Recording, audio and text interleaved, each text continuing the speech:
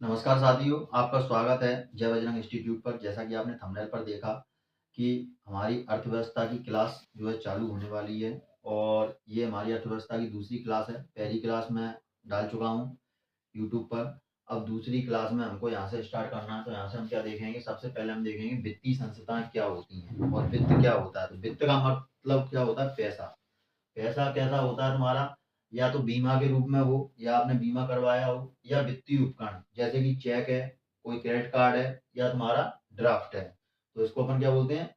पैसा। यानी वित्त का मतलब क्या होता है? सीधा आम भाषा में पैसा। और संस्था क्या होती है? एक तरह की दुकान मान लेते हैं जहां पर इन वित्तीय जो उपकरण है उनका लेन देन होगा। जैसे कि मान के चलिए, चेक का लेन देन कहाँ होगा? बैंक में।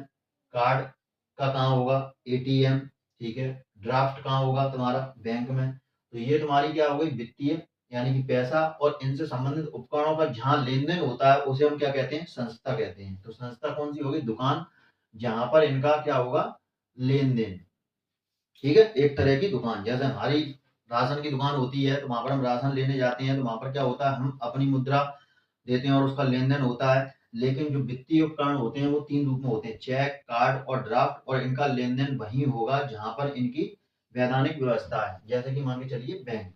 अब वित्तीय संस्था में कौन कौन सी संस्थाएं आती हैं? पहला आता है आपका केंद्रीय बैंक, दूसरा आता है वाणिज्य बैंक, तीसरा आता है एनबीएफसी, और चौथा आता है निवेश संस्थाएं, बचत संस्थाएं, बीमा संस्थाएं, क्रेडिट पूंजीगत संस्थाएं। अब सबसे पहले बात कर लेते हैं हम केंद्रीय बैंक की। केंद्रीय बैंक में क्या होता है? RBI bank. जैसे आरबीआई, तो आरबीआई बैंक होता है एक तरह की, क्या होता है? अपेक्स बॉडी होता है। क्या होता है? Apex body. और अपेक्स बॉडी किसकी होगा? ये सेबी की होगी और बैंकों की। मतलब आरबीआई अगर हम सीधी आमतौर भाषा पर समझें तो ये सभी बैंकों का पापा है। कौन है? सभी बैंकों का पापा, जो सभी बैंकों का नियंत्रण अपने हाथ में रखता है। और सेबी भी इसके अंतर्गत आती है। इसके बाद वाणिज्य बैंक। तो वाणिज्य बैंक यानी कि व्यापारिक बैंक। तो जो व्यापारिक बैंक होती हैं, कॉमर्शियल बैंक होती हैं, उन्हें हम क्या कहते हैं? वाणिज्य बैंक कहते हैं। और इन बैंकों का अगर हम उदाहरण लें तो उदाहरण के तौर पर मान लीजिए जैसे कि एसबीआई। इसके बाद एनबीएफसी क्या होती है? तो गैर बैंकिंग संस्थाएं होती हैं जो एक तरह की बैंक का नाम रख लेती हैं, लेकिन ये बैंक का काम नहीं करती हैं। इनमें क्या होता है? तुम्हारा कासा और राफा, जमा खाता और बचत खाता इसमें नहीं खोल सकता, लेकिन ये क्या करती हैं? फाइनेंस करवाती हैं या लोन दिलवाती हैं। जैसे मान के चलिए अपन कोई गाड़ी लेने जाते हैं तो गाड़ी का फाइनेंस होता है, तो ये जो बैंक होती है एनबीएफसी, ये हमारी फाइनेंस का कार्य करती है, जैसे कि महिंद्रा फाइनेंस बैंक। इसके बाद निवेश संस्थाएं। तो निवेश संस्थाएं जैसे कि सेबी। मान के चलिए अपन ने कोई शेयर खरीदा या बेचा, तो ये किसके अंतर्गत आता है? तुम्हारा सेबी के। तो ये कौन सी संस्था है? निवेश संस्थाएं, जो कि जोखिमों से युक्त हो सकती है। इन जोखिमों को कम कौन करता है? सेबी। यानी कि यदि सेबी के अंतर्गत यदि कोई कंपनी आ रही है, वहां से आपने शेयर खरीदा है और बेचा है, तो आप जोखिम से थोड़ा दूर रहेंगे, क्योंकि यहाँ पर सारी की सारी गारंटी किसकी हो जाती है? सेबी की हो जाती है। इसके बाद आती हैं तुम्हारी बचत संस्थाएं। तो बचत संस्थाएं क्या होती हैं? पेंशन कंपनियां। आजकल कई पेंशन कंपनियां चल रही हैं कि आज आप हर महीने इतने पैसे जमा करिए और आपको इतने साल बाद इतने पैसे का रिटर्न मिलेगा। तो उन्हें अपन क्या कहते हैं? बचत संस्थाएं कहते हैं। इसके बाद आती है बीमा संस्थाएं। तो आमतौर पर सबसे पुरानी बीमा संस्था यदि हम माने तो एलआईसी है। तो एलआईसी क्या होती है? बीमा संस्था होती है जो तरह तरह के बीमा उपलब्ध कराने का कार्य करती है। इसके बाद आती है क्रेडिट पूंजीगत संस्थाएं। तो क्या ऐसी होती हैं? राज्य उपभोक्ताओं द्वारा चलाई गई स्कीम, जो हमारे राज्य में स्कीम चलाई जा रही हैं, उन्हें हम क्या कहते हैं? क्रेडिट पूंजीगत संस्थाएं कहते हैं। तो सबसे पहले हमको पढ़ना क्या है? तो हमको पढ़ना है तुम्हारा आरबीआई। क्या पढ़ना है? आरबीआई। तो आरबीआई, हम थोड़ी सी पहले आरबीआई का बैकग्राउंड जानते हैं। तो हमारे देश में पहले किसी प्रकार का कोई लेन देन जमा खाता करने के लिए कोई बैंक नहीं हुआ करता था, सिर्फ आरबीआई ही थी जो तीन जगह हुआ करती थी। तीन जगह कैसे कैसे? एक बंबई, मद्रास, कोलकाता। यानी कि ये तीन बैंक हुआ करती थी। और इन बैंकों का नाम क्या था? Imperial bank of India. इन्हीं तीन बैंकों को गठन को मिलाकर क्या बनाया हमारा? आरबीआई। आरबीआई केंद्रीय बैंक नहीं है। आरबीआई कैसी बैंक नहीं है? केंद्रीय बैंक नहीं है। और लेकिन ये कैसी है? तुम्हारी इंपीरियल बैंकों के संगठन से मिलकर बनी हुई है। उस समय जो लेन देन होता था, मतलब कोई बैंक नहीं थी, मतलब ऐसे ही आमतौर पर जमा पूंजी के लिए बना दिया गया था। और तीन जगह ये कार्य किया करती थी। कहाँ कहाँ? कलकत्ता, बंबई और मद्रास। अब आरबीआई में हमको पढ़ना क्या है जो हमारे एग्जाम की दृष्टि से महत्वपूर्ण है? तो सबसे पहले हम पढ़ेंगे आरबीआई की समितियां। आरबीआई की कौन कौन सी समितियां हैं और किसके अंतर्गत ये कार्य करती हैं। कार्य, आरबीआई के कार्य क्या है, उन कार्यों को हम जानेंगे। सहायक संस्थाएं कौन कौन सी हैं और ये संस्थाएं राज्य सरकार के अधीन आती हैं या केंद्र सरकार के अधीन आती हैं, तो इन सारी चीजों के बारे में बात करें। इसके बाद बोर्ड की संरचना, आरबीआई के बोर्ड में कितने अधिकारी मेंबर हैं, कितने सदस्य हैं और इनकी संरचना किस प्रकार है, सरकार द्वारा कितने प्रतिनिधि चुने गए हैं, तो इन सभी चीजों पर चर्चा करेंगे। इसके बाद आरबीआई के गवर्नर यानी कि पहले गवर्नर से लेकर अंतिम वर्तमान में जो गवर्नर है वहां तक हम पूरी चर्चा करेंगे और कौन से गवर्नर कितने साल तक इस पद पर रहे और कितने साल पर उन्होंने इस्तीफा दिया और ऐसे कौन से गवर्नर थे जिनके शासनकाल में राजनेताओं का एसिनेशन यानी कि हत्या की गई, तो उनके गवर्नर के बारे में भी अपन जानकारी लेंगे। इसके बाद द्विमासिक मौद्रिक नीतियां, द्विमासिक मौद्रिक नीतियों में तुम्हारा क्या आता है, सीआरआर आता है और एसएलआर आता है और तुम्हारी एलएएफ, ऐसी सारी की सारी चीजें हैं जिनके बारे में बात करेंगे कि सीआरआर क्या होता है, एसएलआर क्या होता है, एलएएफ क्या होता है, महंगाई नियंत्रण क्या है, आपूर्ति निर्धारित महंगाई क्या है, मंदी आधारित महंगाई क्या है, तो इन सभी चीजों पर हम चर्चा करेंगे। तो सारा का सारा हमारा जो नोट्स मटेरियल होगा वह सिनॉप्सिस बेस होगा ताकि आपके नोट्स का बर्डन ना बढ़े और आपको एग्जाम की दृष्टि से मैं वही फैक्ट उपलब्ध करा पाऊं जो आपके लिए बहुत ही उपयोगी हैं। तो आप इसको नोट डाउन कीजिए, अगले पॉइंट पर हम चर्चा करते हैं। अब देखिए, अब यहाँ पर हम चर्चा करने वाले हैं क्या, प्रमुख समितियों की। तो प्रमुख समितियां कौन कौन सी हैं, वोइपेरिया समिति किसके लिए, ग्राहक सेवा में सुधार, यानी कि जो ग्राहक आ रहे हैं बैंक में उनको तरीके से सेवाएं मिल रही हैं या नहीं मिल रही हैं। ऊषा थर्रोट समिति, स्मॉल फाइनेंस बैंक, जो छोटे छोटे बैंक हैं वह फाइनेंस की सुविधा उपलब्ध कराते हैं, तो उसके लिए कौन सी समिति बनाई गई, ऊषा थर्रोट समिति। इसके बाद नचिकेत मोर समिति, जो पेमेंट बैंक होते हैं छोटे छोटे, जैसे कि एयरटेल पेमेंट बैंक है, पेटीएम पेमेंट बैंक है, तो उनके लिए कौन सी बनाई गई, नचिकेत मोर समिति पेमेंट बैंक के लिए। शिवरामन समिति नाबार्ड से संबंधित है और नाबार्ड तुम्हारा क्या होता है, national agriculture bank of rural development, यानी कि जो रूरल एरिया है उनके विकास के लिए जो बनाई गई है समिति वो कौन सी, शिवरामन समिति। यूके सिन्हा समिति, सिडबी, यानी कि जो small industrial development bank of India, जो छोटे छोटे इंडस्ट्री रहती है, छोटे छोटे उद्योग रहते हैं उनको विकसित करने के लिए जो समिति बनाई गई कौन सी है, यूके सिन्हा समिति। इसके बाद नरसिम्हन समिति, नरसिम्हन समिति क्या है, बैंक से संबंधित है और यह दर्जा दिलाती है बैंक का, और सेबी को दर्जा इसने कब दिलवाया था, तो 1992 में। इसके बाद कुछ प्रमुख तथ्य हैं जैसे कि प्रथम कैपिटल स्मॉल फाइनेंस बैंक, पहला एसएफबी, ठीक है, दूसरा एयरटेल पेमेंट बैंक, पहला पेमेंट बैंक है। इसके बाद बात कर लेते हैं आरबीआई एक्ट की स्थापना कब हुई, तो आरबीआई एक्ट आया हमारा 1934 में और इसकी स्थापना 1 अप्रैल 1935 को इसकी स्थापना हो गई।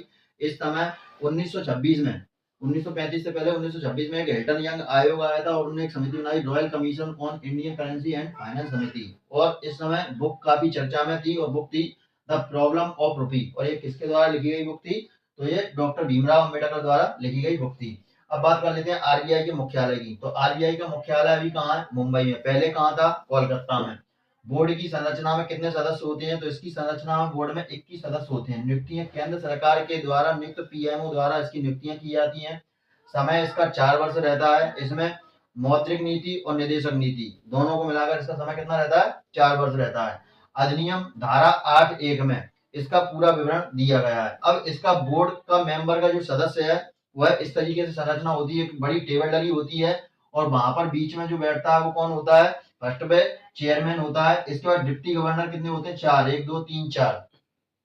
उसके बाद वित्त मंत्रालय द्वारा चुने हुए 2 सदस्य होते हैं, जैसा कि यहाँ पर आप देख रहे हैं। इसके बाद सरकार द्वारा चुने हुए जो प्रतिनिधि होते हैं वो कितने होते हैं, 10 होते हैं। और स्थानीय बोर्ड के मेंबर कितने होते हैं, 4 होते हैं, 1 2 3 4। तो यहाँ से अपन देखेंगे डिप्टी गवर्नर और चेयरमैन, ये दोनों को मिलाकर जो बोर्ड बनता है उसे हम क्या बोलते हैं, आधिकारिक बोर्ड बोलते हैं। अगर क्वेश्चन आए कि आधिकारिक बोर्ड में कितने सदस्य होते हैं, तो 4 इसके और 1 इसके, तो आधिकारिक बोर्ड में कितने सदस्य हो गए, 5 सदस्य हो गए। तो इसको आप नोट डाउन कीजिए, आगे की चर्चा फिर हम करते हैं और पॉइंटों पर।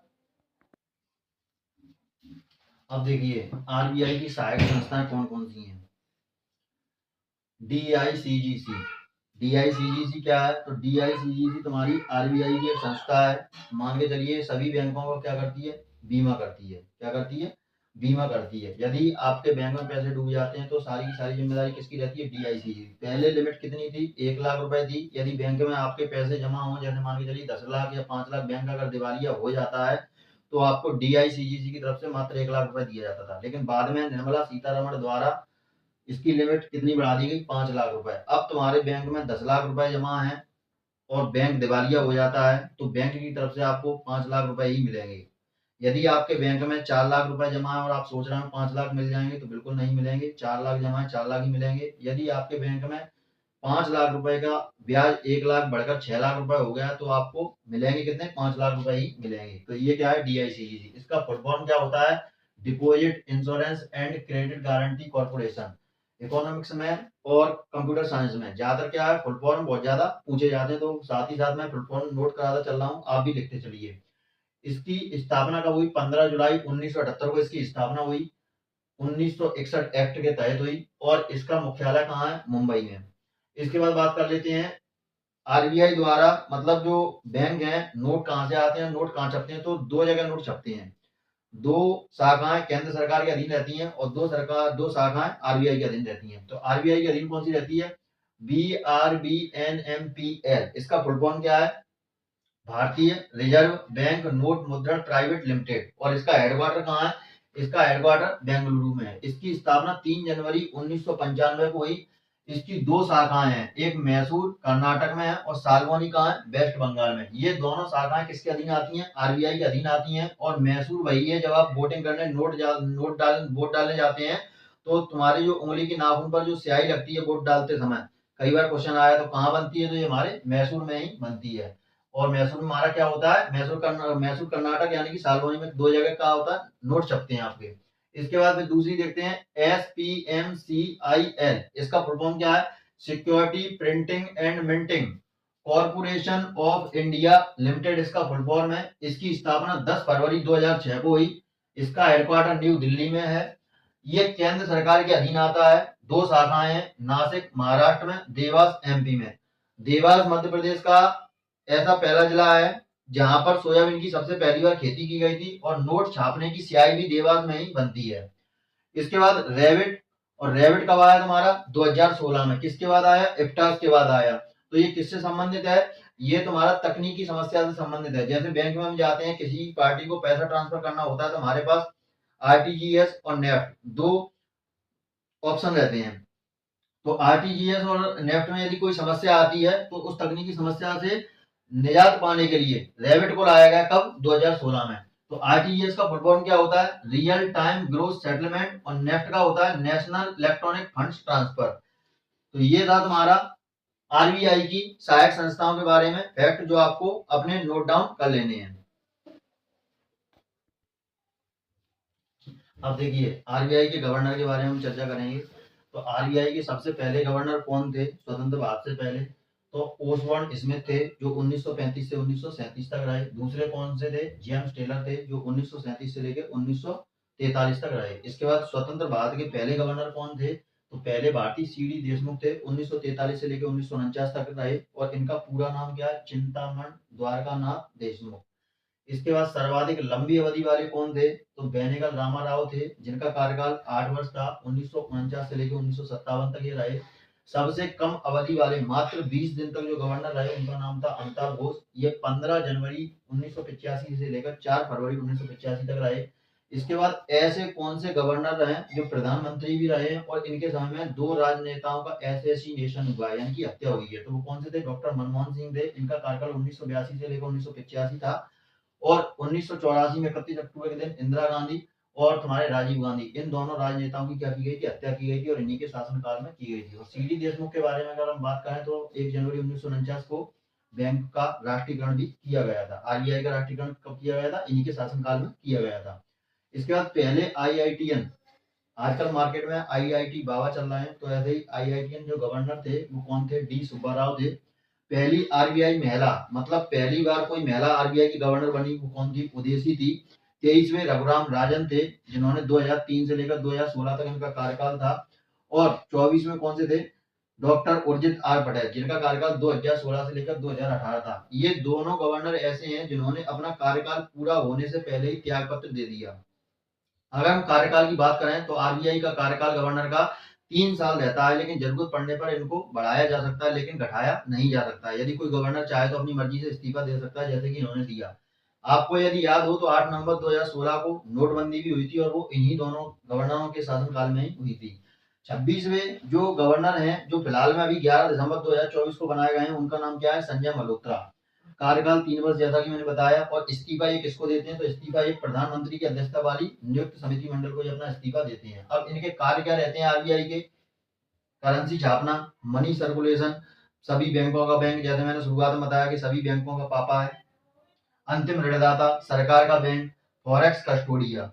अब बात कर लेते हैं आजादी से पहले जो आरबीआई था, यह पाकिस्तान और म्यांमार के लिए भी नोट छापता था, लेकिन ये भिखारी भुखमंगे नंगे लोग हैं, इसलिए इनके लिए नोट छापना बंद कर दिए। अब सिर्फ भारत के लिए नोट छाप रहा है। न्यूनतम कोष पद्धति पर कार्य करता है। क्वेश्चन आता है कि आरबीआई किस पद्धति पर कार्य करता है? न्यूनतम कोष पद्धति पर कार्य करता है। 1956 में जो बैंकों की जमा पूंजी थी वह कुल 500 करोड़ रुपए हुआ करती थी, जिसमें 115 स्वर्ण के रूप में डिपॉजिट रहता था लॉकर में, और 400 विदेशी मुद्राओं के रूप में डेरिवेटिव जमा रहते थे। लेकिन 31 अक्टूबर 1947 की यदि हम बात करें तो 200 करोड़ थी, और जब 115 स्वर्ण और विदेशी कितने रहते थे? 85 विदेशी मुद्रा रहती थी। तो ये हमारा आरबीआई का पहला पार्ट है। मिलते हैं अगले वीडियो में। आरबीआई के बारे में 2 मासिक मौद्रिक नीति के बारे में चर्चा करेंगे। उम्मीद करता हूँ आपको ये वीडियो पसंद आया होगा। यदि वीडियो पसंद आया है तो लाइक, कमेंट, शेयर और सब्सक्राइब जरूर कीजिए। तब तक के लिए जय हिंद, जय भारत।